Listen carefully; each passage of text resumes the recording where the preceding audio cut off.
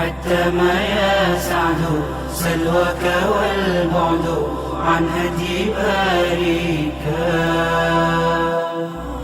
تختل في كبري لاهٍ بلا فكري والموت آتيك.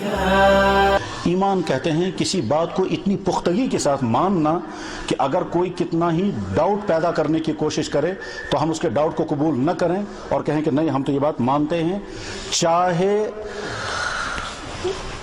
ڈاؤٹ میں ڈالنے والا کتنے ہی پروف، کتنے ہی دلائل، کتنی ہی وجوہات کیوں نہ پیش کرے، ہم آنکھ بند کر کے کہیں کہ نہیں صاحب ہم تو یہی مانتے ہیں، تب بنتا ہے ایمان. ہم میں سے ہر شخص کو یقین ہے کہ ہم نے اپنی ماں کا دودھ پیا ہے، لیکن یاد کسی کو بھی نہیں.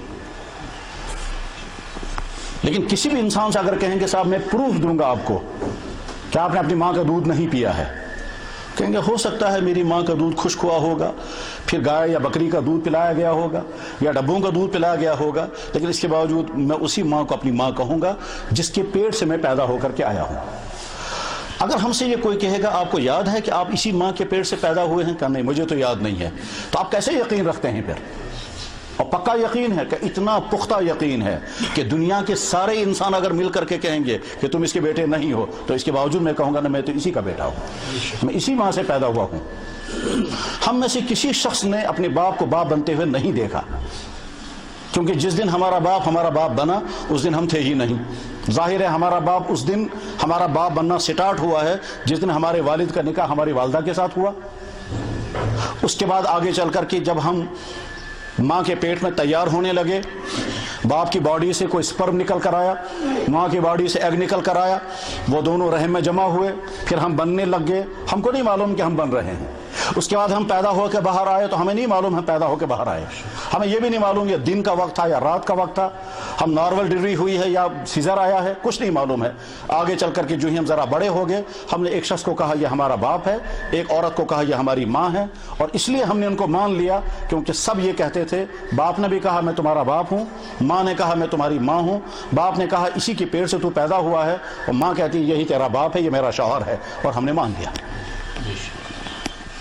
بس اس مان لینے میں اتنی پختگی ہے کہ اگر سارے محلے والے جمع ہو کر کہیں گے سب غلط ہے، ہم کہیں گے نہیں صاحب غلط ہے تب بھی مجھے تسلیم ہے، مجھے اسی کو باپ مانتا ہوں. تو ناقابل تردید یقین دل میں پیدا کرنا، ناقابل زوال یقین دل میں بٹھا لینا، اسی کو کہتے ہیں ایمان. لیکن یہ ایمان چیزوں کے بارے میں نہیں ہوا کرتا. ہم میں سے ہر شخص کو یقین ہے کہ زمین ہمارے پاؤں کے نیچے ہے اور آسمان ہم سے اوپر ہے.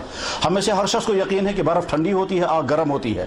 اس یقین کا نام ایمان نہیں ہے، کیونکہ تو مشاہدہ ہے، یہ تو سامنے کی چیز ہے، یہ تو نظر آ رہی ہے، اس کا ہم خود تجربہ کر سکتے ہیں. اس لیے ان چیزوں کے مان لینے کا نام ایمان نہیں رکھا گیا. ایمان نام رکھا گیا ان چیزوں کے ماننے کا جو چیزیں ہیں مگر تمہارے پاس اس کا کوئی پروف نہیں ہے. اس کائنات کا خالق ہے مگر تمہارے پاس کوئی ثبوت نہیں ملے گا تمہیں جس سے تم خود اپنے فیصلے سے سمجھ سکو کہ یہ کائنات کا خالق ہے. مرنے کے بعد تمہیں زندہ ہونا ہے، لیکن تمہارے پاس کوئی ثبوت نہیں ہے جس سے تم سمجھ سکو کہ مرنے کے بعد زندہ ہونا ہے. اب ہم ان چیزوں کو کیسے مان لیں کہ ان چیزوں کو ماننے کے لیے ہمیں کوئی سورس چاہیے جس سورس کو ہم پہلے دیکھ لیں کہ صاحب یہ سورس قابل اعتماد ہے یا نہیں. اگر وہ سورس قابل اعتماد ہے تو اس کے بعد ہم مان لیں گے. چنانچہ وہ سورس ہے اللہ نے نبیوں کو بھیجا دنیا میں، اور ان نبیوں کی خصوصیت یہ رکھی کہ دیکھو تمہارے اندر سے ہوں گے، یہ تمہاری طرح سے ماں کے پیٹ سے پیدا ہوں گے، تمہاری طرح سے یہ غذائیں کھائیں گے، تمہارے سوسائٹی میں رہنے والے ہوں گے، اور اس کے بعد پھر ان کی زندگی اتنی زیادہ اچھی ہوگی کہ اس سے زیادہ بہتر اچھی زندگی کسی کی نہیں.